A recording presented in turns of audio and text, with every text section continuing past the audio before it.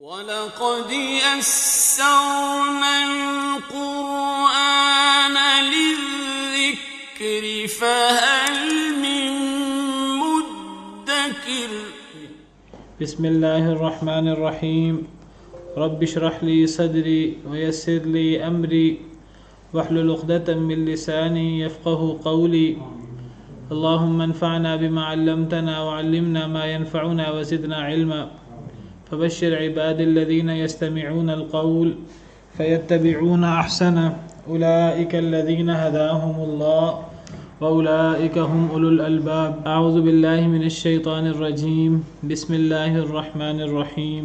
فلا أقسم بما تبصرون وما لا تبصرون إنه لقول رسول كريم وما هو بقول شاعر قليلا ما تؤمنون ولا بقول كاهن قليلا ما تذكرون تنزيل من رب العالمين ولو تقول علينا بعض الأقاويل لأخذنا منه باليمين ثم لقطعنا منه الوتين فما منكم من أحد عنه حاجزين وإنه لتذكرة للمتقين وإنا لنعلم أن منكم مكذبين وَإِنَّهُ لَحَسْرَةٌ عَلَى الْكَافِرِينَ وَإِنَّهُ لَحَقُّ الْيَقِينِ فَسَبِّحْ بِاسْمِ رَبِّكَ الْعَظِيمِ. أعوذ بالله من الشيطان الرجيم. بسم الله الرحمن الرحيم. فلا أقسم بما تبصرون وما لا تبصرون. بس نہیں میں قسم اٹھاتا ہوں ساتھ اس کے جو تم دیکھتے ہو. فلا اقسم بس نہیں میں قسم اٹھاتا ہوں. یہ ایک قسم کا انداز ہے عرب لوگوں کے ہاں. عرب لوگ جب قسم اٹھاتے تھے تو قسم اٹھانے سے پہلے نفی کر دیتے باقی ہر چیز کی، جس سے قسم کے اندر زور پیدا ہو جاتا تھا. یہ مطلب نہیں ہے کہ یہاں قسم اٹھانے کی نفی ہو رہی ہے. قسم اٹھانے کی نفی نہیں ہو رہی. یہ نہیں ہے کہ میں قسم نہیں اٹھاتا، بلکہ اس کا جو صحیح ترجمہ ہونا چاہیے وہ یہ فلا پس نہیں اقسم میں قسم اٹھاتا ہوں، یعنی باقی باتوں کی نفی کر کے قسم اٹھانے کا اس بات ہو رہا ہے، اور اس کے اندر زیادہ زور ہے قسم کے اندر. تو یہ عربوں کا انداز تھا. اللہ تعالیٰ نے قرآن کریم عربی زبان میں نازل فرمایا ہے، تو اللہ تعالیٰ نے وہی عربوں کا انداز برقرار رکھا ہے. بلکہ عرب لوگ جب انہوں نے زوردار قسم اٹھانی ہوتی تھی تو لا واللہ کہتے تھے. اس کا مطلب یہ نہیں ہے کہ اللہ کی قسم نہیں بلکہ نہیں اللہ کی قسم. اس سے زور پیدا ہوتا ہے، قسم کے اندر مزید زور پیدا ہوتا ہے. بلکہ اگر انہوں نے اپنی قسم میں مزید اس سے بھی زیادہ زور دینا ہوتا تھا تو صرف لا واللہ کی بجائے کلا واللہ، ہرگز نہیں قسم ہے اللہ کی، اس سے مزید قسم کے اندر زور پیدا ہو جاتا ہے. تو اس لا کو لا نافیہ نہیں سمجھنا چاہیے کہ یہ قسم اٹھانے کی نفی ہو رہی ہے، نہیں، بلکہ لا کو الگ کر لیں گے اور پھر قسم کی بات آئے گی. تو اللہ رب العالمین فرماتے ہیں پس نہیں میں قسم اٹھاتا ہوں بما تبصرون ساتھ اس کے جو تم دیکھتے ہو، یعنی میں ان مخلوقات کی قسم اٹھاتا ہوں جو میری عظمت پر، میری قدرت پر، میری خالقیت پر، میری توحید پر دلالت کرتی ہیں. اللہ رب العالمین نے اس کائنات میں اپنی نشانیاں بکھیری ہیں. اللہ رب العالمین کی تخلیق عظیم الشان بہترین تخلیق اللہ رب العالمین کی وہ تخلیق جس کو ہم دیکھتے ہیں اپنی آنکھوں سے، جو اللہ رب العالمین کی خلاقیت پر اور توحید پر بہت بڑی دلیل ہے۔ وفی کل شیء لہ آیہ تدل علی انہ واحد، ہر چیز میں دلیل ہے، نشانی ہے جو اللہ کی وحدانیت پر دلالت کرتی ہے۔ تو اللہ تعالیٰ فرماتے ہیں کہ جن اللہ کی مخلوقات کو، اللہ کی بہترین مخلوقات کو تم دیکھتے ہو، ان مخلوقات کو دیکھنے سے تمہارے اندر ان مخلوقات کے خالق کی عظمت تمہارے ذہنوں میں ظاہر ہوتی ہے۔ تو جن کو تم دیکھتے ہو، اللہ کی نشانیوں کو، اللہ کی مخلوقات کو، تو میں ان سب کی قسم اٹھاتا ہوں، قسم اٹھا کر کہتا ہوں۔ قسم کس بات پر اٹھائی جا رہی ہے وہ آگے آئے گا۔ ایک قسم ہوتی ہے اور پھر اس قسم کا جواب ہوتا ہے، جواب قسم، یعنی جس چیز پر قسم اٹھائی جا رہی ہے۔ ایک ہے کہ میں کہوں کہ میں اللہ کی قسم اٹھاتا ہوں کہ یہ بات اسی طرح ہے۔ اب ایک تو قسم ہے، قسم کا صیغہ، قسم اٹھاتا ہوں۔ کس کی قسم اٹھائی جا رہی ہے؟ تو اللہ کی۔ تو یہ قسم کے اندر ہوتا ہے کہ کس کی قسم اٹھائی جا رہی ہے۔ اور تیسری چیز ہوتی ہے جو اہم ترین چیز ہوتی ہے کہ جس چیز کی حقانیت کو واضح کرنے کے لیے، جس چیز پر زور دینے کے لیے قسم اٹھائی جاتی ہے، تو وہ ہے کہ یہ سچی بات ہے بالفرض۔ میں ایک بات پر زور دینے کے لیے قسم اٹھا کر کہتا ہوں اللہ کی قسم یہ سچی بات ہے، تو میں نے یہ سچی بات ہے، یہ بات کہنے کے لیے اپنی بات میں زور پیدا کرنے کے لیے قسم اٹھائی ہے، تو یہ جواب قسم ہوگا۔ تو یہ سب سے اہم ہوتا ہے، اس کی وجہ سے قسم اٹھائی جاتی ہے۔ تو یہاں اب قسم کے الفاظ ہیں اقسم، میں قسم اٹھاتا ہوں، اور لا کی وجہ سے زور پیدا ہوا اس کے اندر، قسم کے اندر۔ اور قسم کس کی اٹھائی گئی ہے؟ اللہ کی ان دلائل کی، ان نشانیوں کی جن کو ہم دیکھ سکتے ہیں، اللہ نے ان کی قسم اٹھائی ہے۔ تو اللہ نے اپنی ان نشانیوں، ان مخلوقات کی قسم اٹھائی ہے جن کو ہم دیکھ سکتے ہیں، تو اللہ تعالیٰ نے اپنی مخلوق کی قسم اٹھائی ہے۔ اللہ تعالیٰ اپنی قسم بھی اٹھاتے ہیں، اپنی مخلوق کی قسم بھی اٹھاتے ہیں، اپنی صفات کی قسم بھی اٹھاتے ہیں۔ تو اللہ کے لیے جائز ہے اللہ کسی کی بھی قسم اٹھائیں۔ اللہ مالک الملک ہیں، فعال لما یرید ہیں، جو چاہیں کرتے ہیں، تو اللہ جس کی بھی قسم اٹھا لیں۔ اللہ اپنی عظمت کی، اپنی عظیم صفات کی بھی قسم اٹھا لیتے ہیں، اور اللہ تعالیٰ اپنی مخلوقات کی قسم اٹھا لیتے ہیں، جس سے ان مخلوقات کی اللہ کے ہاں اہمیت ظاہر ہوتی ہے۔ ان مخلوقات کی اللہ کے ہاں اہمیت ظاہر ہوتی ہے، اور جن کے سامنے اللہ قسم اٹھا رہے ہوتے ہیں ان کے سامنے بھی ان مخلوقات کی اہمیت ہوتی ہے۔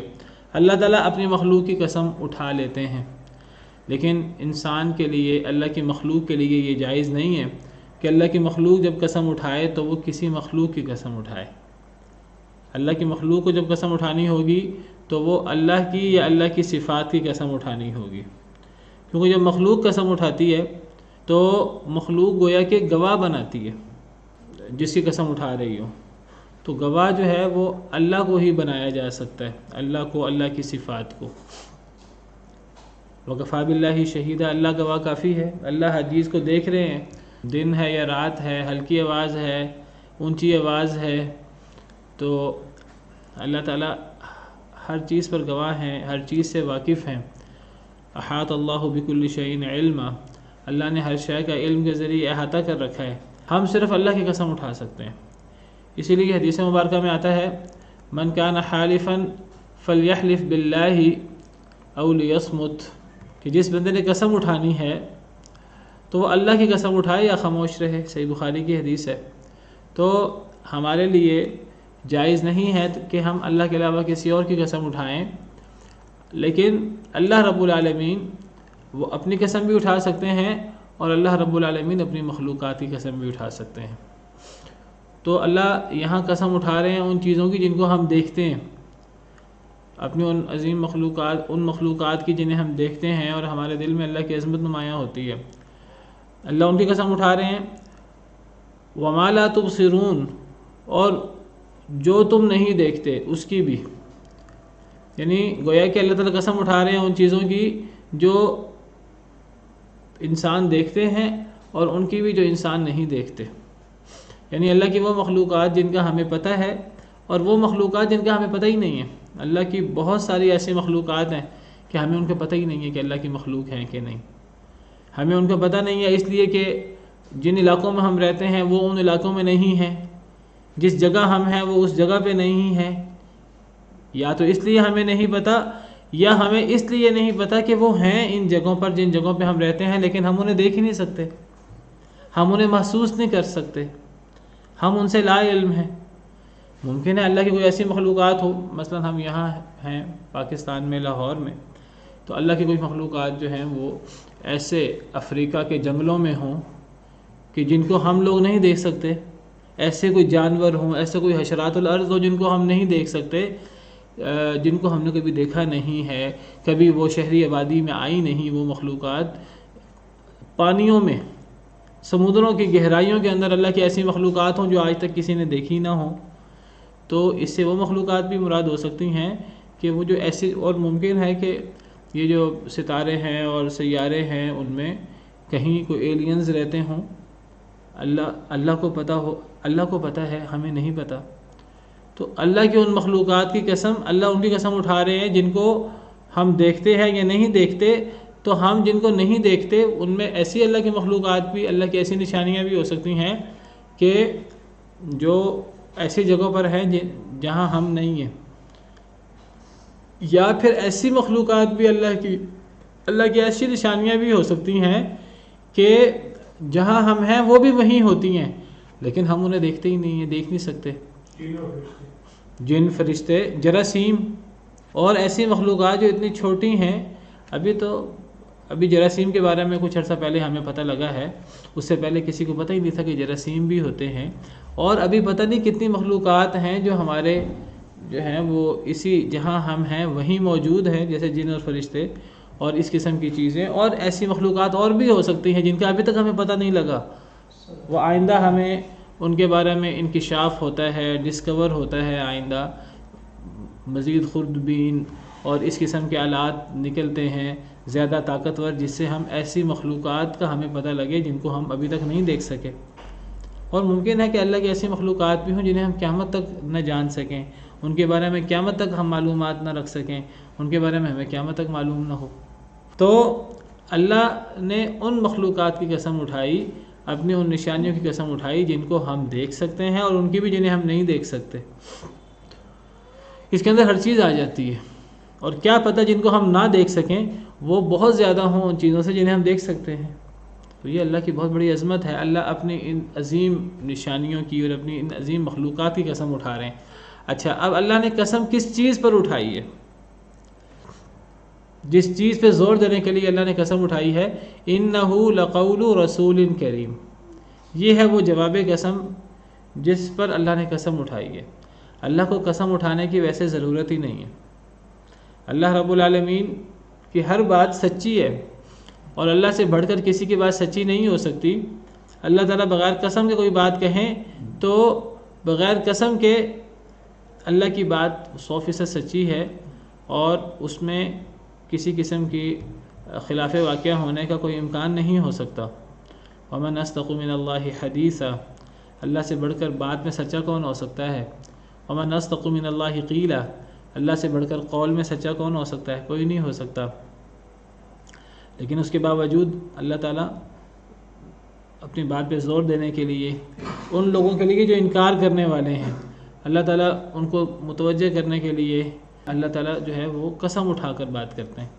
اب اللہ نے قسم اٹھا کر جو اس قسم کا جس چیز پر قسم اٹھائی ہے، جو جواب قسم ہے، وہ ہے اِنَّهُ لَقَوْلُ رَسُولٍ كَرِيمٍ، بے شک یہ البتہ رسول کریم کی بات ہے۔ انہو بے شک وہ، یعنی قرآن، یہ قرآن رسول کریم کا قول ہے، یہ رسول کریم کی بات ہے۔ تو یہ ہے وہ چیز جس پر اللہ نے قسم اٹھائی ہے، انہو لقول رسول کریم، یہ کہ یہ رسول کریم کی بات ہے۔ وما هو بقول شاعر، یہ کسی شاعر کی بات نہیں ہے۔ قلیلا ما تؤمنون، بہت تھوڑا جو ہے جو تم ایمان لاتے ہو۔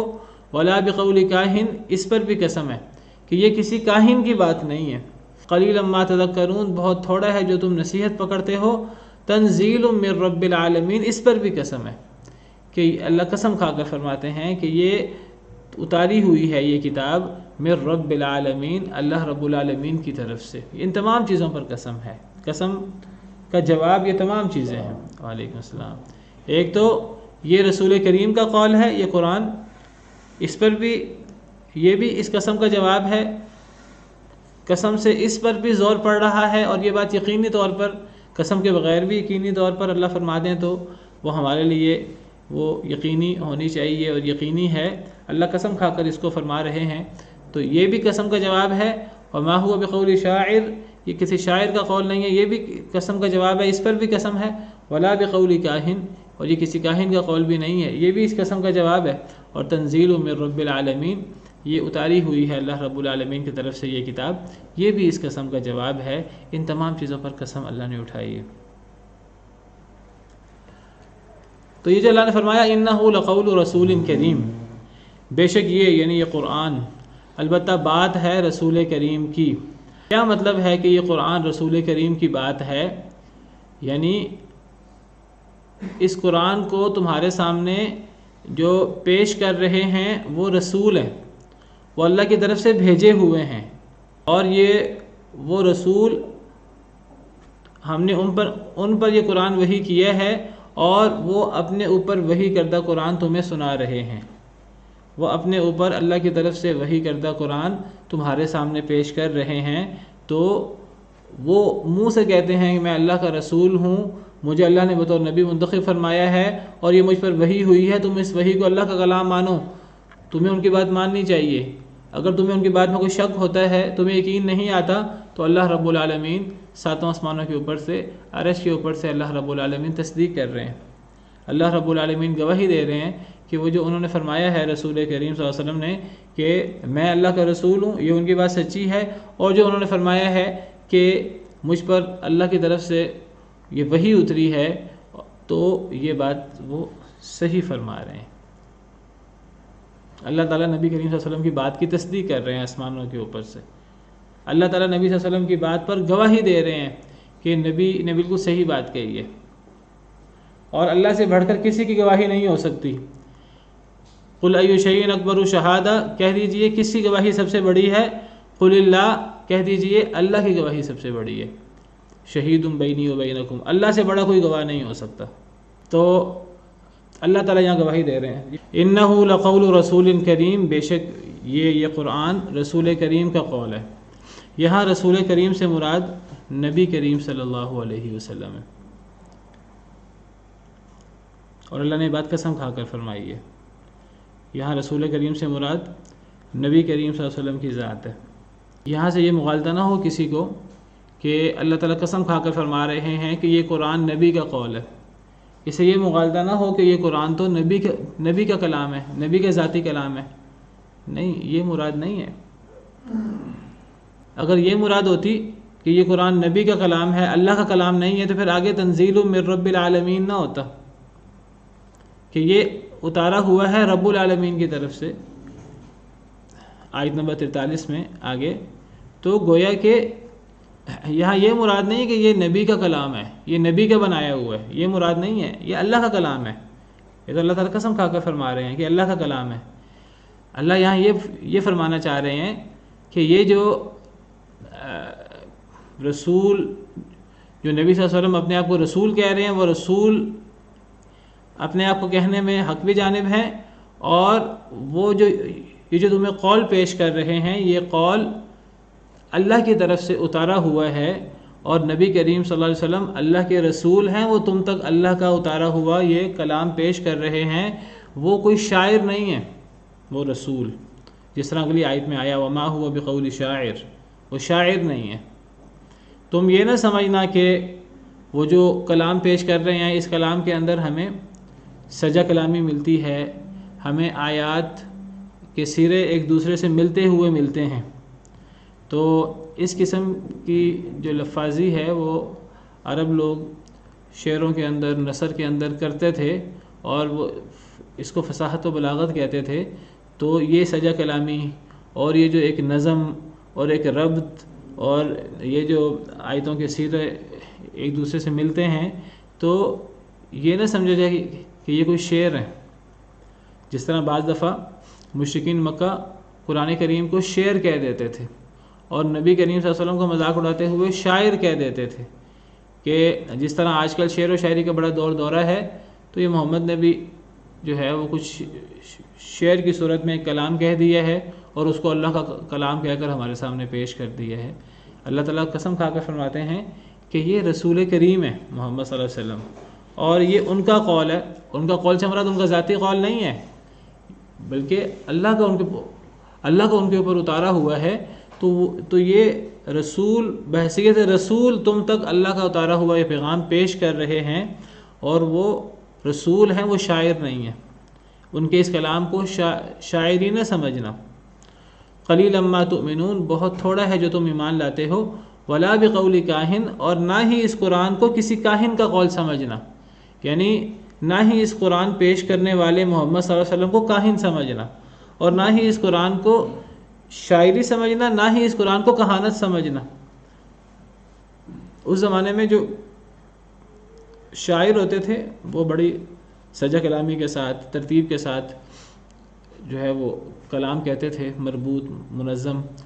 اسی طرح جو کاہن قسم کے لوگ ہوتے تھے، نجومی اور کاہن، ستاروں وغیرہ کے بارے میں دعویٰ کرنے والے، تو وہ لوگ بھی کہتے تھے کہ ہم ستاروں میں جھانک کر، ہم ستاروں کی حرکتیں دیکھ کر آپ کو غیب کی آئندہ آنے والی خبریں دیں گے. اور پھر جب وہ آئندہ آنے والی خبریں دیتے تھے تو وہ بڑا ان خبروں کو بنا سنوار کر پیش کرتے تھے، بڑے ہی نظم و ضبط کے ساتھ، بڑی ترتیب کے ساتھ. تو اللہ تعالیٰ فرما رہے ہیں کہ اس قرآن کو نہ تو شاعری سمجھو اور نہ ہی اس قرآن کو کہانت سمجھو، کاہنوں کی بات سمجھو. محمد صلی اللہ علیہ وسلم وہ رسول کریم ہیں اللہ کے، وہ نہ شاعر ہیں اور نہ وہ کاہن ہیں، بلکہ وہ اللہ کے رسول ہیں. اور یہ اللہ کے رسول کا قول ہے، اور یہ ذاتی قول نہیں ہے، یہ تنزیل من رب العالمین ہے. تنزیل من رب العالمین، یہ اتارا ہوا ہے اللہ رب العالمین کی طرف سے. اصل میں جب قریش نے دیکھا کہ قرآن کریم میں بہت زیادہ اثر ہے، بہت مؤثر ہے قرآن کریم، جو بندہ بھی سنتا ہے قرآن کریم کا گرویدہ ہو جاتا ہے. اب انہوں نے کہا کہ ہم قرآن کریم کا یہ اثر زائل کیسے کریں؟ لوگ تو متاثر ہو رہے ہیں، لوگوں کو قرآن سے متاثر ہونے سے کیسے روکیں؟ کیا پروپیگنڈا کریں کہ لوگ قرآن کریم کے سحر سے نکل جائیں، لوگ قرآن کریم کے اثر سے نکل جائیں؟ تو انہوں نے آپس میں بڑا غور کیا. تو انہوں نے غور کر کے یہ مشورہ کیا کہ ہم یہ پروپیگنڈا کر دیں کہ یہ محمد ہم کہتے ہیں صلی اللہ علیہ وسلم، یہ ان کا ذاتی قول ہے، یہ انہوں نے اپنے پاس سے گھڑ لیا ہے، اور وہ فصیح و بلیغ ہیں، فصیح و بلیغ زبان بولتے ہیں. انہوں نے ایک فصیح و بلیغ شاعری بنا لی ہے اور اس کو اللہ کا کلام کہہ کر ہمارے سامنے پیش کر رہے ہیں. ہم یہ پروپیگنڈا کریں گے، کیونکہ شعر و شاعری کے اندر بھی ایک اثر ہوتا ہے، اور قرآن کریم کے اندر تو بہت زیادہ اثر تھا. اتنا اثر تھا کہ عرب لوگ جو ہیں، جو قرآن سنتے تھے پہلی دفعہ، وہ ایک دفعہ جو ہے وہ حیران پریشان ہو جاتے تھے.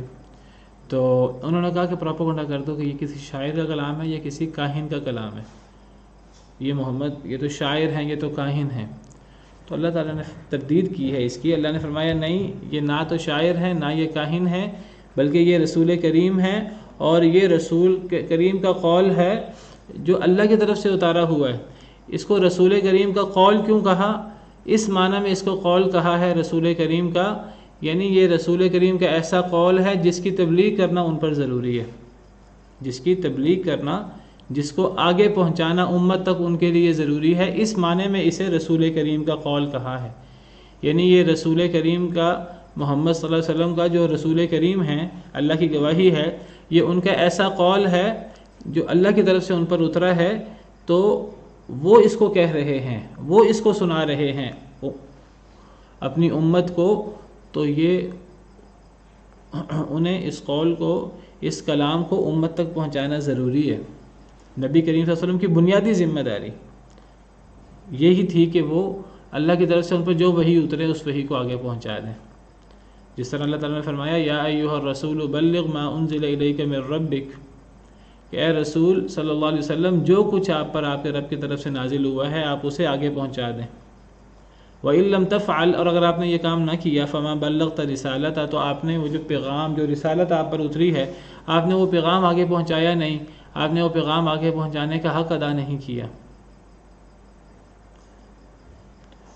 تو یہاں رسول کریم کا قول سے مراد یہ نہیں آپ کا ذاتی کلام ہے، بلکہ یہ رسول کریم کا وہ قول ہے جو اللہ کی طرف سے آپ پر اترا ہے، اور نبی کریم صلی اللہ علیہ وسلم اپنے اس کو اپنی ذمہ داری کے طور پر آگے امت کو پہنچا رہے ہیں. اور محمد صلی اللہ علیہ وسلم وہ شاعر نہیں ہیں، تم تھوڑا ایمان لاتے ہو، کاہن بھی نہیں ہیں، تم تھوڑی نصیحت پکڑتے ہو، وہ تو اللہ کے رسول ہیں جو اللہ کی طرف سے اتارا ہوا، اللہ رب العالمین کی طرف سے اتارا ہوا قرآن، ان پر تبلیغ کرنا تمہارے لیے، تمہارے سامنے، تمہارے لیے وہ اللہ کا پیغام آگے پہنچا رہے ہیں.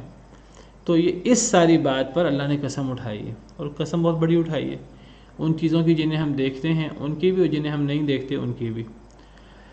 تو یہاں انہ لقول رسول کریم سے مراد نبی کریم صلی اللہ علیہ وسلم مراد ہیں، کہ بے شک یہ قرآن نبی کریم صلی اللہ علیہ وسلم کا قول ہے جو ان پر اللہ کی طرف سے اترا ہے، کسی شاعر کا قول نہیں ہے، کسی کاہن کا قول نہیں ہے. یہ مختلف جو تراجم اور ہیں اس کے اندر یہ فرشتے سے بھی کیا گیا ہے. نہیں یہاں فرشتہ مراد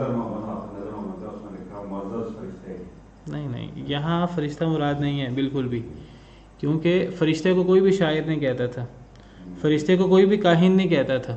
یہاں حتمی طور پر نبی کریم صلی اللہ علیہ وسلم مراد ہے. میں ابھی آپ کے سامنے دوسری آیت پیش کرنے لگا تھا، وہاں بھی یہی آیت ہے انہ لقول رسول کریم، اور وہاں بھی اللہ نے قسم اٹھا کر، وہاں تو اللہ نے ایک سے زیادہ قسمیں اٹھائی ہیں، کئی قسمیں اٹھا کر، سورہ تکویر میں اللہ نے کئی قسمیں اٹھا کر فرمایا ہے انہ لقول رسول کریم، کہ بے شک یہ رسول کریم کا قول ہے، معزز رسول کا قول ہے.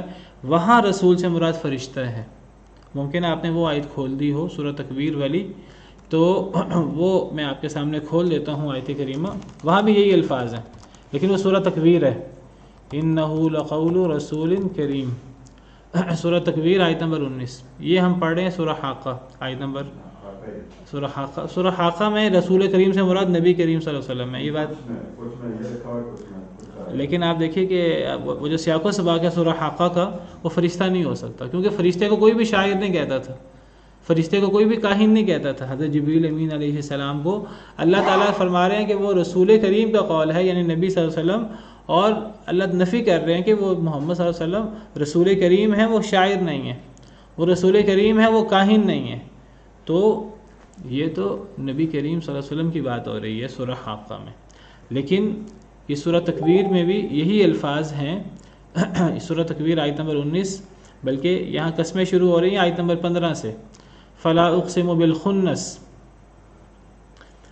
یہاں بھی وہی انداز ہے، بس نہیں میں قسم اٹھاتا ہوں، نہیں زور دینے کے لیے آتا ہے، میں قسم اٹھاتا ہوں اس ستارے کی جو پیچھے ہٹ جاتا ہے. تو یہاں ستارے کی قسم اٹھائی.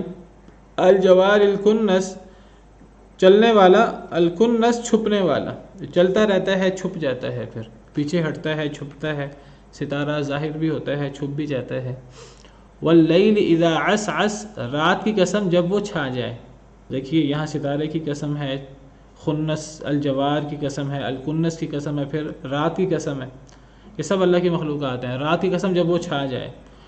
چوتھی قسم، پانچویں قسم والصبح اذا تنفس، صبح کی قسم جب وہ سانس لے. اتنی قسمیں اٹھا کر اللہ اپنی عظیم مخلوقات کی قسم اٹھا کر اب اللہ بہت زور دے کر بات کہتے ہیں انہ لقول رسول کریم، بے شک یہ یعنی یہ قرآن لقول رسول کریم ایک معزز پیغمبر کا قول ہے، ایک معزز پیغمبر کا قول ہے، اس نے اس کو پہنچایا ہے معزز فرشتے نے. یہاں معزز فرشتے سے مراد جبریل امین علیہ السلام ہے، یہاں نبی صلی اللہ علیہ وسلم مراد نہیں ہے. کیوں؟ یہاں بھی سیاق و سباق سے پتہ لگتا ہے کہ یہاں فرشتہ مراد ہے، وہاں سیاق و سباق سے پتہ لگتا ہے کہ وہاں نبی صلی اللہ علیہ وسلم مراد ہے. یہاں اب ہم سیاق و سباق دیکھتے ہیں. آپ دیکھیے ذی قوت عند ذی العرش مکین، یہ صفت ہے اس رسول کریم کی کہ یہ رسول کریم کا قول ہے، یہ قرآن. کون رسول کریم؟ جو بڑی قوت والا ہے، جبریل امین علیہ السلام. عند ذی العرش، عرش والے کے ہاں مکین، ایک مقام والا ہے، اس کا عرش والے کے ہاں بڑا مقام ہے. مقام تو نبی صلی اللہ علیہ وسلم کا بھی بہت زیادہ تھا، لیکن یہاں حضرت جبریل امین علیہ السلام وہ قریب ہیں اللہ رب العالمین کے، آسمانوں میں ہیں. ان کا عرش والے کے ہاں بڑا مقام ہے، بڑی قوت والے ہیں، وہ مطاعن، ان کی اطاعت کی جاتی ہے. حضرت جبریل امین علیہ السلام فرشتوں کے سردار ہیں، ان کی اطاعت کی جاتی ہے. ثم وہاں یعنی آسمانوں میں. امین پھر وہ امانت دار بھی ہیں، امانت دار تو نبی صلی اللہ علیہ وسلم بھی ہیں. تو یہ ساری صفات جبریل کی ہیں. آپ کہہ سکتے ہیں کہ یہ ساری صفات تو نبی صلی اللہ علیہ وسلم کی بھی ہو سکتی ہیں، لیکن ایک تو ذی قوت، یہ قوت کی بات جو ہے، فرشتوں کی طاقت تو بہت زیادہ ہے. حضرت جبریل امین علیہ السلام اکیلے ہی اللہ کے حکم سے عذاب لے آتے تھے قوموں پر، پوری قوم کو اکیلے حضرت جبریل ہی تباہ کر دیتے تھے. اپنے پر سے جو ہے وہ بستی کو الٹا دیتے تھے جیسے اللہ کا حکم ہوتا تھا. ایک تو قوت والے، یہاں سے پتہ لگ رہا ہے یہ جبریل ہے. اور یہ جو آیت نمبر 22 یہاں تو بالکل صراحت ہو جاتی ہے کہ وہ جبریل مراد ہے. وما صاحبکم بمجنون، اور نہیں ہے تمہارا ساتھی بھی مجنون، تمہارا ساتھی بھی مجنون نہیں ہے. اب یہاں تمہارے ساتھی سے مراد نبی کریم صلی اللہ علیہ وسلم ہے. پتہ لگا پیچھے جو رسول کریم کی بات ہو رہی ہے وہ جبریل مراد ہے. فرشتہ بھی رسول ہوتا ہے، نبی بھی رسول ہوتا ہے. اللہ فرشتوں میں سے بھی رسول مقرر کرتے ہیں، اور اللہ تعالیٰ انسانوں میں سے بھی رسول مقرر کرتے ہیں. جس طرح سورہ حج میں ہے اللہ یصطفی من الملائکۃ رسلا ومن الناس، اللہ چن لیتے ہیں فرشتوں سے بھی رسول اور انسانوں میں سے بھی. یہاں فرشتہ رسول کی بات ہو رہی ہے. جی پیام رساں، یہاں فرشتہ رسول کی بات ہو رہی ہے. سورہ حاقہ میں انسان رسول کی بات ہو رہی ہے نبی کریم صلی اللہ علیہ وسلم کی. اور یہاں وما صاحبکم بمجنون کہہ کر یہاں سے نبی کا ذکر شروع ہوا، نبی صلی اللہ علیہ وسلم کا. اور تمہارا ساتھی بھی مجنون نہیں ہے. یہ قول بھی رسول کریم کا ہے، جبریل امین علیہ السلام کا، جو قوت والے ہیں اور عرش والے کے ہاں بڑے مقام والے ہیں، ان کی وہاں اطاعت کی جاتی ہے آسمانوں میں.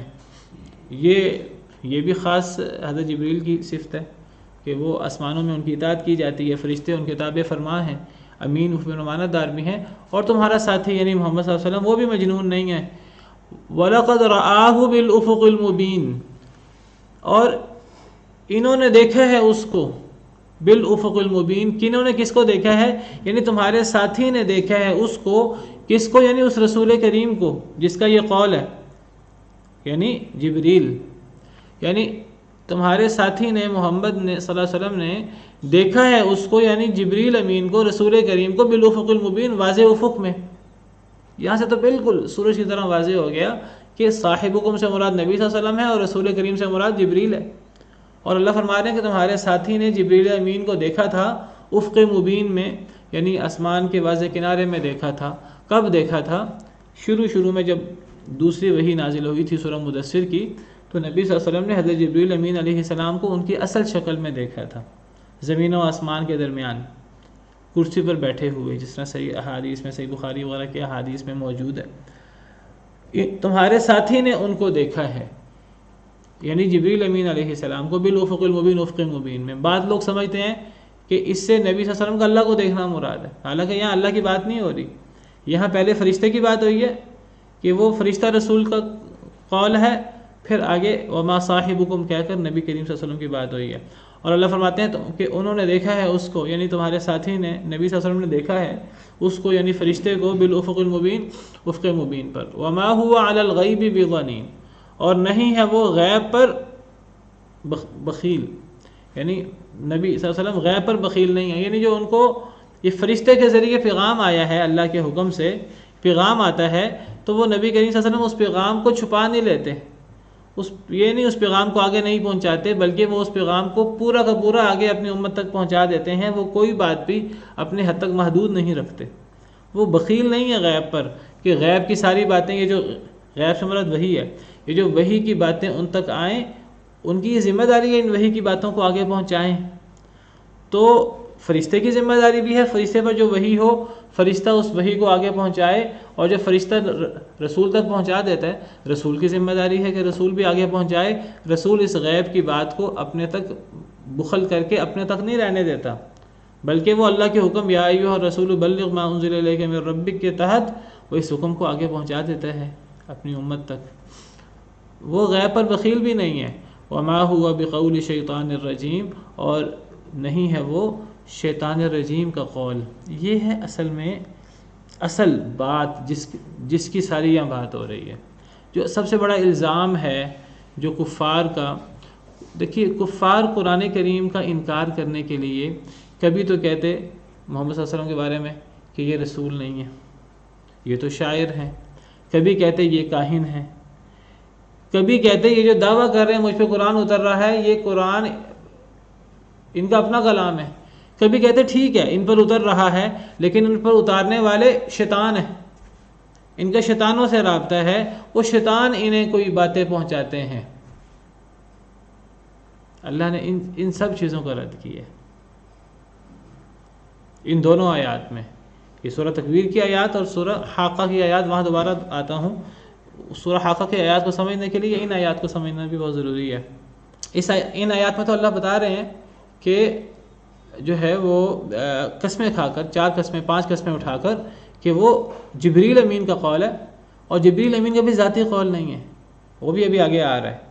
جبریل امین کا بھی ذاتی قول نہیں ہے، ان کا بھی وہ قول ہے اللہ کی طرف سے جو وہ لائے ہیں، وہ آگے آ رہا ہے۔ ان هو الا ذکر للعالمین، نہیں ہے یہ مگر ذکر تمام جہان والوں کے لیے جو اللہ کی طرف سے اترا ہے۔ وما تشاءون الا ان یشاء اللہ رب العالمین۔ تو یہ کوئی شیطان کا قول نہیں ہے جو نبی صلی اللہ علیہ وسلم پر اترا ہے، یہ جبریل امین کا قول ہے۔ جبریل امین لائے ہیں اس کو اللہ کے حکم سے نبی صلی اللہ علیہ وسلم پر، اور نبی صلی اللہ علیہ وسلم وہ مجنون نہیں ہے نعوذ باللہ جیسے تم ان پر الزام لگاتے ہو، اور ان پر اترنے والا کوئی شیطان بھی نہیں ہے۔ اور یہاں اب سورہ حاقہ میں یہاں لقول رسول کریم سے مراد نبی صلی اللہ علیہ وسلم ہے، نبی صلی اللہ علیہ وسلم کا یہ قول ہے۔ قول اس معنی میں کہا کہ نبی صلی اللہ علیہ وسلم نے آگے پہنچانا ہے، یہ اس کی تبلیغ کرنا آپ پہ ضروری ہے۔ تو یہاں اصل فوکس ہے رسول پر کہ نبی صلی اللہ علیہ وسلم اللہ کے رسول ہیں، یہ ان کا قول ہے، وہ شاعر نہیں ہیں، وہ کاہن نہیں ہیں، وہ ان کا قول ہے اور ان کا ذاتی قول نہیں ہے۔ وہ رسول کریم ہے، یہ ان کا قول ہے، اور ان کا یہ قول ذاتی نہیں ہے، وہ اللہ کی طرف سے ان پر اتارا ہوا ہے جبریل کے واسطے سے۔ اصل میں یہ تردید ہے اس بات کی جو کفار الزام لگاتے تھے کہ ان پر شیطان اترتے ہیں۔ اللہ نے سورہ شعراء کے اندر صراحت سے کہہ دیا وما تنزلت به الشیاطین، یہ قرآن لے کر شیطان نہیں اترتے۔ سورہ شعراء کے اندر بھی اللہ نے اس بات کو بڑا واضح کیا ہے، وما تنزلت به الشیاطین، سورہ شعراء آیت نمبر 210۔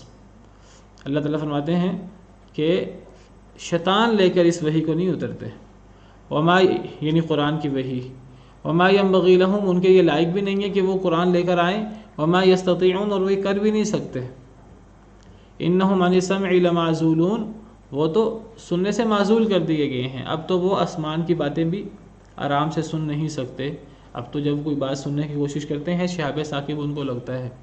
ساری آیات اصل میں یہ بتا رہی ہیں کہ یہ نبی کریم صلی اللہ علیہ وسلم ہے، یہ کوئی شاعر نہیں ہے، کوئی کاہن نہیں ہے، یہ نبی صلی اللہ علیہ وسلم کا قول ہے جو اصل میں اللہ رب العالمین کی طرف سے اترا ہے، اور نبی صلی اللہ علیہ وسلم تک یہ قول پہنچانے والے جبریل امین علیہ السلام ہیں جو بڑی قوت والے ہیں، جن کی آسمان میں اطاعت ہوتی ہے، جو بڑے امانت دار ہیں۔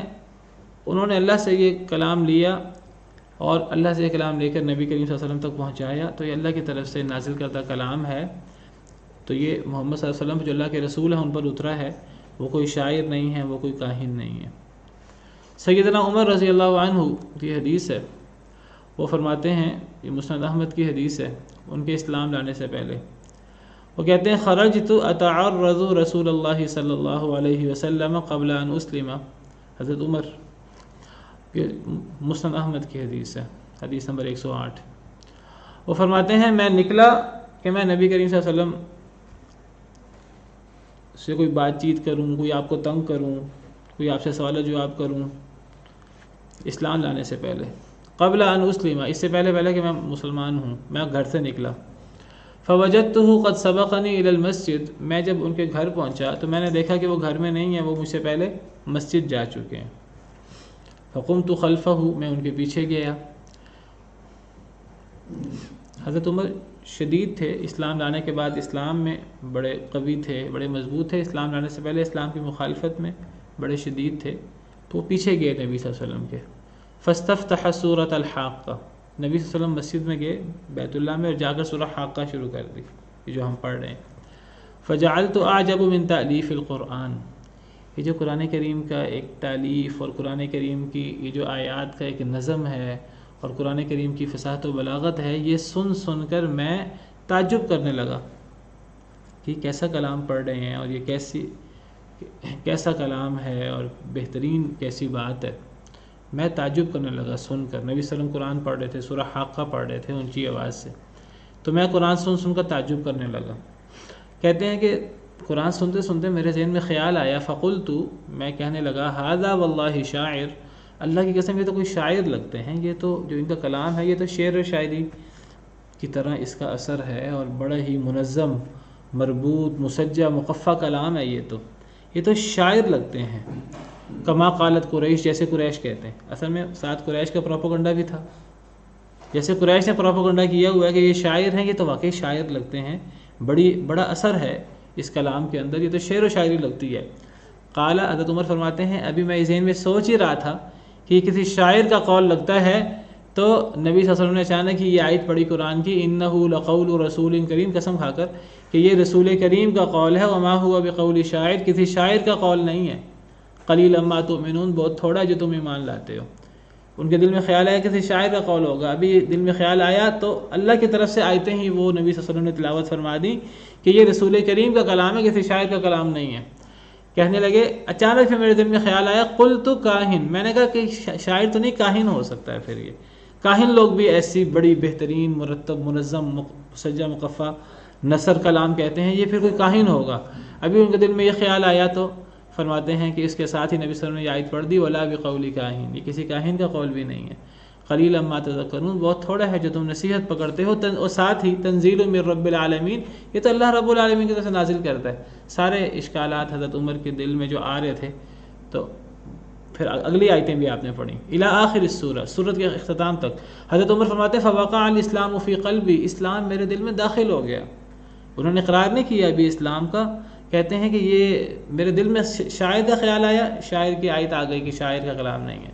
کاہن کا خیال آیا، آیت آ گئی کہ یہ کاہن کا کلام نہیں ہے، یہ تو اللہ رب العالمین کی طرف سے ظاہر ہوا ہے۔ کہتے ہیں میرے دل میں اسلام گھر کر گیا، کل موقع، پورے طریقے سے اسلام میرے دل میں داخل ہو گیا اسی وقت، اور پھر اس کے کچھ عرصے بعد حضرت عمر جا کر مسلمان ہو گیا۔ تو یہاں لقول رسول کریم سے مراد اصل میں شاعری کا رد ہے، شاعر ہونے کا رد ہے، کاہن ہونے کا رد ہے، اور یہ بتانا مقصود ہے کہ وہ رسول کریم ہیں، اللہ کا پیغام پہنچا رہے ہیں۔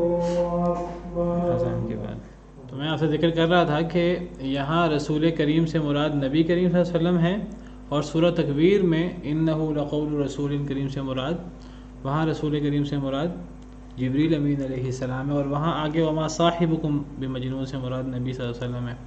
اچھا، ویسے انہوں نے جو ترجمہ کیا ہوا ہے جلندری صاحب نے، انہوں نے بھی یہاں فرشتہ ہی مراد لیا کہ یہ قرآن فرشتہ عالی مقام کی زبان کا پیغام ہے۔ حالانکہ صحیح بات یہ ہے واللہ عالم کہ یہاں نبی صلی اللہ علیہ وسلم مراد ہے۔ امام ابن کثیر رحمہ اللہ، ان کی تفسیر یہ میں نے آپ کے سامنے کھولی ہے، یہ ان کی تفسیر کا اردو ترجمہ ہے، تفسیر ابن کثیر کا۔ تو یہ سورہ حاقہ کی تفسیر اور اس کا ترجمہ ہے۔ تفسیر ابن کثیر کا ترجمہ کیا ہوا ہے مولانا محمد جونا گھڑی صاحب نے، پوری تفسیر ابن کثیر کا ترجمہ کیا ہوا ہے۔ تو یہ ان آیات کی شرح میں یہ قرآن اللہ کا کلام ہے، تفسیر آیات 38 سے 43۔ تو یہ تفسیر ابن کثیر، امام ابن کثیر نے جو تفسیر کی ہے اس کا یہ ترجمہ ہے۔ وہ کہتے ہیں اللہ تعالیٰ اپنی مخلوق کے لیے ان چیزوں کی قسم کھا رہا ہے جن کا اس کی مخلوقات میں سے وہ ان نشانیوں کا مشاہدہ کر رہے ہیں جو اس کے کمال اسماء و صفات پر دلالت کرتی ہیں، نیز ان چیزوں کی بھی قسم کھا رہا ہے جو غائب ہیں اور وہ انہیں نہیں دیکھ سکتے۔ ان سب چیزوں کی اس نے قسم اس لیے کھائی ہے کہ قرآن اس کا کلام اور وہ وحی و تنزیل ہے جسے اس نے اپنے عبد و رسول پر نازل کیا ہے، جسے پیغام حق کے پہنچانے اور امانت دین و شریعت کے ادا کرنے کے لیے منتخب فرمایا ہے۔ چنانچہ اللہ تعالیٰ نے فرمایا فلا اقسم بما تبصرون وما لا تبصرون انہ لقول رسول کریم، تو میں ان چیزوں کی قسم اٹھاتا ہوں جو تمہیں نظر آتی ہیں اور ان کی بھی جو تمہیں نظر نہیں آتی، بلا شبہ یہ قرآن رسول کریم کا قول ہے، یعنی محمد کا صلی اللہ علیہ وسلم۔ آپ کی طرف یہ اضافت تبلیغ کی وجہ سے کی گئی ہے، کیونکہ رسول کا فرض ہے کہ وہ اس پیغام کو پہنچائے جو رسول کو بھیجنے والے نے اسے دیا۔ سورہ تکویر میں اس کی نسبت اس پیغام کے لانے والے فرشتے کی طرف کی گئی ہے۔ سورہ تکویر میں وہ جو انہ لقول رسول کریم ذی قوت، وہاں فرشتہ مراد ہے، یہاں محمد صلی اللہ علیہ وسلم مراد ہے۔ یہ پوری بات جو میں نے آپ کے سامنے کی ہے تفسیر میں کثیر کی روشنی میں آپ کے سامنے کہی ہے، تو واللہ عالم۔ ویسے بھی دیکھیے یہاں سیاق و سباق یہ بتا رہا ہے پورا بول بول کر کہ یہاں نبی صلی اللہ علیہ وسلم مراد ہے انہ لقول رسول کریم سے، اور آگے اصل میں گویا کہ یہاں قول رسول کریم کہہ کر یہ بتایا گیا کہ نبی صلی اللہ علیہ وسلم رسول کریم ہے۔ ان کا جو دعویٰ ہے کہ میں اللہ کا رسول ہوں، یہ ان کا دعویٰ بالکل صحیح ہے، اور اللہ کی گواہی ہے کہ وہ واقعی ہی رسول کریم ہے، اور وہ شاعر نہیں ہے، اور وہ کاہن نہیں ہے، اور حضرت عمر کی حدیث سے بھی یہی بات واضح ہو رہی ہے۔ اور یہ جو مغالطہ ہو رہا ہے کہ یہ رسول کریم صلی اللہ علیہ وسلم کا ذاتی کلام ہے، اس مغالطے کو دور کیا گیا تنزیل من رب العالمین سے کہہ کر کہ یہ آپ کا ذاتی کلام نہیں ہے، آپ رسول کریم تو ہیں، یہ کلام بھی آپ کا ذاتی نہیں ہے، یہ کلام اللہ کی طرف سے اتارا ہوا ہے جو آپ پیش کر رہے ہیں امت پر۔ اس کو رسول کریم کا قول اس لیے کہا ہے کہ اس قول کو انہوں نے آگے پہنچانا ہے، اس کی تبلیغ۔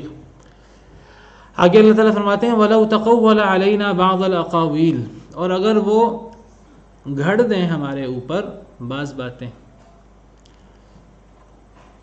یہ اللہ کا پیغام ہے جو آپ پر اترا ہے اور آپ اللہ کا پیغام پہنچا رہے ہیں، اگر بالفرض کسی کے ذہن میں خیال آ جائے، نقل کفر نہ بخشے، اگر کسی کے ذہن میں خیال آ جائے کہ آپ نے اپنی طرف سے کوئی اضافہ کر لیا ہے، اللہ اس کا جواب دے رہے ہیں، جس طرح مشرکین مکہ اس قسم کی باتیں کرتے رہتے تھے۔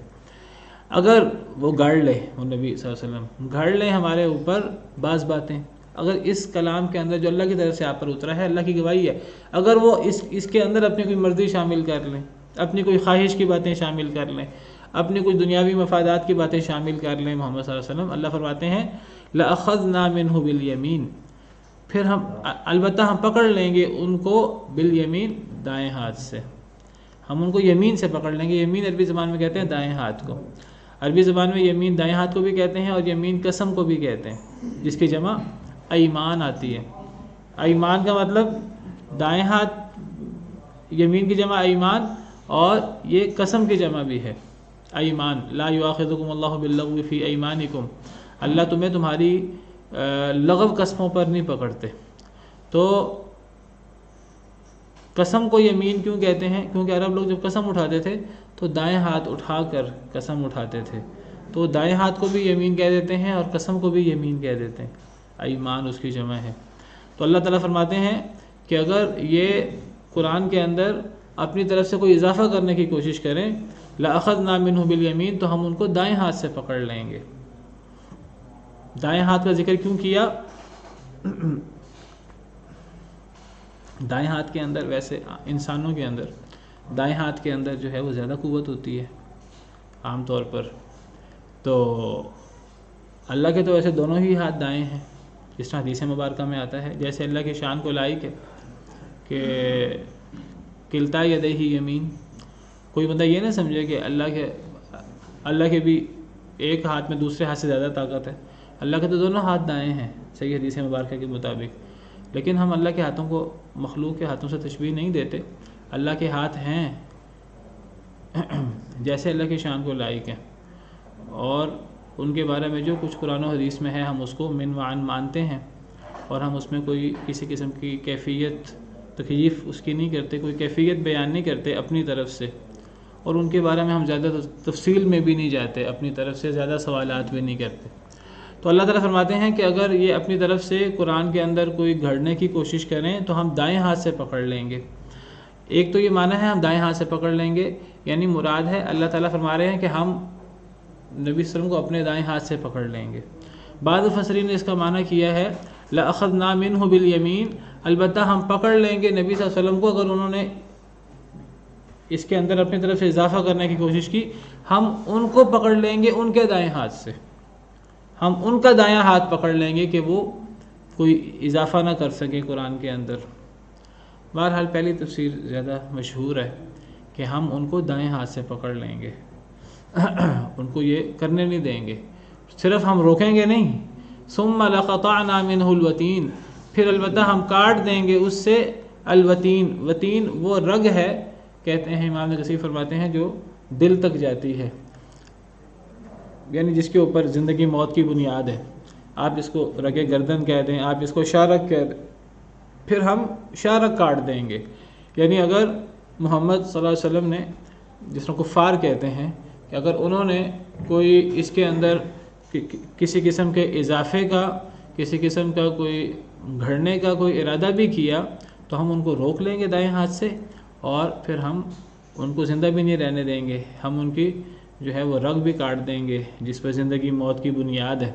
ہم پھر انہیں زندہ نہیں رہنے دیں گے، ہم پھر ان پر اپنا کرم نہیں اتاریں گے. فما منکم من احد عنہ حاجزین، بس نہیں ہے تم میں سے کوئی ایک بھی عنہ حاجزین، اس سے بچانے والے. اگر محمد صلی اللہ علیہ وسلم نے ایسا کرنے کی کوشش کی بالفرض تو پھر ہم ان کو سزا دیں گے، روک بھی لیں گے، ان کو سزا بھی دیں گے، اور پھر کوئی ہم سے ان کو بچا بھی نہیں سکے گا. لیکن ایسا نہیں ہوا. ہم دیکھتے ہیں کہ نبی کریم صلی اللہ علیہ وسلم پر شروع سے آخر تک اللہ رب العالمین کی طرف سے انعامات اکرامات کا سلسلہ جاری رہا، جو اس بات کا ثبوت ہے اور ہمارے ایمان کا حصہ ہے کہ نبی کریم صلی اللہ علیہ وسلم نے دین کے اندر نہ تو اپنی طرف سے کوئی کمی کی ہے، اللہ کا کوئی پیغام ہو جو آپ نے نہ پہنچایا ہو، اور نہ آپ نے اس دین کے اندر اپنی طرف سے کوئی چیز گھڑ کر اندر ڈالی ہے، کوئی اضافہ بھی نہیں کیا. اضافہ کرنے کی تردید یہاں سے ہو گئی اور نفی کی تردید بھی ہے. سیدہ عائشہ رضی اللہ عنہا فرمایا کرتی تھیں کہ جو بندہ 3 دعوے کرے وہ اللہ پر بہت بڑا جھوٹ باندھتا ہے. صحیح حدیث ہے، صحیح بخاری مسلم وغیرہ کی. جو بندہ 3 باتیں کہے وہ اللہ پر بہت بڑا جھوٹ باندھتا ہے. فقد اعظم اللہ الفریہ. ان 3 باتوں میں سے ایک بات تو یہ وہ فرماتی تھیں کہ جو بندہ یہ بات کہے کہ نبی صلی اللہ علیہ وسلم نے اللہ کو دیکھا ہے، یعنی دنیا کے اندر سر کی آنکھوں سے، فقد اعظم اللہ الفریہ، اس نے اللہ پہ بہت بڑا جھوٹ باندھا ہے. اللہ کو کوئی دنیا میں دیکھ نہیں سکتا، آخرت میں دیکھیں گے مسلمان. دوسری بات وہ فرمایا کرتی تھی جو بندہ یہ کہے کہ نبی صلی اللہ علیہ وسلم کل کی بات جانتے ہیں، غیب کی بات جانتے ہیں، تو اس نے اللہ پہ بہت بڑا جھوٹ باندھا. فقد اعظم اللہ الفریہ. پھر قرآن کی آیت پڑھتی تھیں قل لا یعلم من فی السماوات والارض الغیب الا اللہ. تیسری بات وہ فرماتی تھی جو بندہ یہ بات کہے کہ نبی صلی اللہ علیہ وسلم نے دین میں سے کوئی بات چھپائی ہے، امت تک پہنچائی نہیں ہے، فقد اعظم اللہ الفریہ، اس نے اللہ پہ بہت بڑا جھوٹ باندھا. پھر وہ قرآن کی آیت پڑھتی تھی یا ایھا الرسول بلغ ما انزل الیک من ربک. تو نہ نبی صلی اللہ علیہ وسلم نے کوئی اضافہ کیا ہے، نہ نبی صلی اللہ علیہ وسلم نے اس دین کے اندر کوئی کمی کی ہے. فرمایا وَإِنَّهُ لَتَذْكِرَةٌ لِّلْمُتَّقِينَ، اور بے شک یعنی یہ قرآن البتہ نصیحت ہے للمتقین، متقین کے لیے. یعنی جب قرآن کریم انسانی کلام نہیں ہے، کسی شاعر کا کلام نہیں ہے، کسی کاہن کا کلام نہیں ہے، اللہ رب العالمین کا کلام ہے، اس کے اندر اتنا اثر ہے، پھر ایمان کیوں نہیں لاتے اس پر کفار مخالفین؟ اللہ فرماتے ہیں اصل معاملہ یہ ہے قرآن سے نصیحت ملتی ہے متقی لوگوں کو، ایمان والوں کو، مومنین کو، اللہ سے ڈرنے والوں کو. جس طرح اللہ تعالیٰ نے سورہ بقرہ کے شروع میں فرمایا الف لام میم ذالک الکتاب لا ریب فیہ ھدی للمتقین. اس کتاب میں کوئی شک نہیں ہے لیکن یہ متقین کے لیے ہدایت ہے. ہر بندہ اس سے ہدایت نہیں اٹھا پاتا. اس کا مطلب یہ نہیں کہ قرآن کے اندر یہ صلاحیت ہی نہیں ہے کہ قرآن غیر مسلموں کو ہدایت دے سکے. نہیں، قرآن کے اندر یہ صلاحیت ہے، قرآن کے اندر یہ اثر ہے، قرآن متقی غیر متقی سب کو ہدایت دے سکے. جس طرح اللہ تعالیٰ نے قرآن کریم کو ھدی للناس کہا ہے، شہر رمضان الذی انزل فیہ القرآن ھدی للناس، ھذا بیان للناس. یہ سب لوگوں کے لیے بیان ہے، وضاحت ہے، سب لوگوں کے لیے ہدایت ہے. قرآن میں تو صلاحیت ہے سب کو ہدایت دے، لیکن اگر آگے سے کوئی ہدایت لینا ہی نہ چاہے، کوئی منہ موڑ لے قرآن سے، تو قرآن سے اس کو ہدایت ملے گی جو قلب سلیم لے کر آئے گا، مخالفانہ دل نہیں لے کر آئے گا، قرآن میں عیب تلاش کرنے نہیں آئے گا، جو قرآن کو اس لیے پڑھے گا کہ چلو میں بھی پڑھ کے دیکھتا ہوں، اگر حق ہوا تو قبول کر لوں گا. مخالف بھی ہو قرآن، اس کو بھی ہدایت اللہ کی طرف سے اسے بھی ہدایت ملے گی. تو یہ ہدایت ہے تو سب کے لیے، لیکن نتیجتاً کون لوگ ہدایت حاصل کر پاتے ہیں؟ نتیجتاً وہ لوگ ہدایت حاصل کر پاتے ہیں جو ڈرنے والے ہیں، جو متقی لوگ ہیں وہ ہدایت حاصل کر لیتے ہیں. تو یہ نصیحت ہے متقی لوگوں کے لیے. قل ھو للذین آمنوا ھدی وشفاء، کہہ دیجئے قرآن ایمان والوں کے لیے ہدایت بھی ہے اور شفا بھی ہے. کافروں کا تو یہ کفر میں اضافہ کرتا ہے، کافروں کے کفر میں. قل ھو للذین آمنوا ھدی وشفاء والذین لا یؤمنون فی آذانہم وقر وہو علیہم اعمی. جو لوگ ایمان نہیں لاتے ان کے لیے یہ بوجھ ہے قرآن، اور ان کے لیے یہ اندھے پن کا باعث ہے۔ قرآن ان کو مزید اندھا کر دیتا ہے۔ بلکہ ایک اور آیت میں اللہ فرماتے ہیں یضل بہ کثیرا ویہدی بہ کثیرا، اللہ اس قرآن کے ذریعے بہت سے لوگوں کو گمراہ کر دیتے ہیں، بہت سے لوگوں کو ہدایت دے دیتے ہیں۔ جس نے ہدایت لینی ہوتی ہے اس کو اللہ ہدایت دے دیتے ہیں، جس نے ہدایت نہیں لینی ہوتی اللہ اس کو مزید گمراہ کر دیتے ہیں قرآن سے۔ قرآن کے اندر مچھر کی مثال ہے، اس مچھر کی مثال سے کافر مزید گمراہ ہو گئے، مشرک۔ یہ کیسا قرآن ہے کہ جی اتنی چھوٹی چھوٹی مثالیں اس کے اندر، حالانکہ اسی مثال سے ایمان والوں کا ایمان بڑھ گیا اور کافروں کا کفر بڑھ گیا۔ تو یہ نصیحت ہے متقی لوگوں کے لیے، جو ہدایت حاصل کرنا چاہے، جو ڈرے اللہ سے۔ وَإِنَّا لَنَعْلَمُ أَنَّ مِنْكُمْ مُكَذِّبِينَ، اور بے شک ہم البتہ جانتے ہیں کہ تم میں سے جھٹلانے والے بھی ہیں، ہمیں بخوبی علم ہے تم میں سے جھٹلانے والے بھی موجود ہیں کفار میں سے۔ وَإِنَّهُ لَحَسْرَةٌ عَلَى الْكَافِرِينَ، اور بے شک یہ قرآن یا یہ تکذیب، یہ جو مکذبین ہے، بے شک یہ جھٹلانا، لحسرۃ علی الکافرین، یہ حسرت بن جائے گا کافروں پر قیامت کے دن۔ دنیا میں تو اللہ نے ڈھیل دی ہوئی ہے، دنیا میں انسان کو اندازہ نہیں ہوتا، انسان غفلت کا شکار ہوتا ہے، ایک دن آئے گا تو یہ جھٹلانا قرآن کا یہ ایک حسرت بن جائے گا۔ جب کافر دیکھیں گے کہ قرآن کو ماننے والے جنت میں جا رہے ہیں تو ان کے لیے حسرت بن جائے گا۔ وَإِنَّهُ لَحَقُّ الْيَقِينَ، اور بے شک یہ قرآن البتہ حق الیقین ہے، اس کے سارے وعدے حق الیقین ہیں، یہ یقینی حق ہے۔ یہ حق الیقین یہ حق کی آخری قسم ہوتی ہے، ایک علم الیقین ہوتا ہے، ایک عین الیقین ہوتا ہے، اور ایک حق الیقین ہوتا ہے۔ یہ یقین کی آخری صورت ہے۔ وقت ختم ہو گیا، کبھی انشاءاللہ اس کی وضاحت کروں گا۔ قرآن کریم کی ساری باتیں، یہ قرآن کریم کے سارے وعدے، ساری خبریں حق الیقین ہیں۔ یہ یقین کے سب سے آخری درجہ، سب سے اوپر کا درجہ ہوتا ہے حق الیقین۔ علم الیقین، عین الیقین، حق الیقین۔ علم الیقین ہے جو ہمیں علم ہو، اور عین الیقین جس کو ہم دیکھ لیں، اور حق الیقین جس کو ہم باقاعدہ تجربہ بھی کر لیں، جو تجربے سے بھی حق ثابت ہو جائے۔ تو یہ یقین کی اعلیٰ ترین صورت ہے۔ فسبح بسم ربک العظیم، بس تسبیح بیان کریں اے نبی صلی اللہ علیہ وسلم اپنے عظیم رب کے نام کی، یعنی وہ رب جس نے اس قرآن کو نازل کیا۔ قرآن کی بات چل رہی ہے، قرآن اور قرآن کو اتارنے والے کی، تو یہ قرآن حق الیقین ہے۔ تو اے نبی اس قرآن کو اتارنے والے کے نام کی تسبیح کریں، زیادہ سے زیادہ ان کا ذکر کریں۔ سبحان ربک رب العزت عما یصفون وسلام علی المرسلین والحمد للہ۔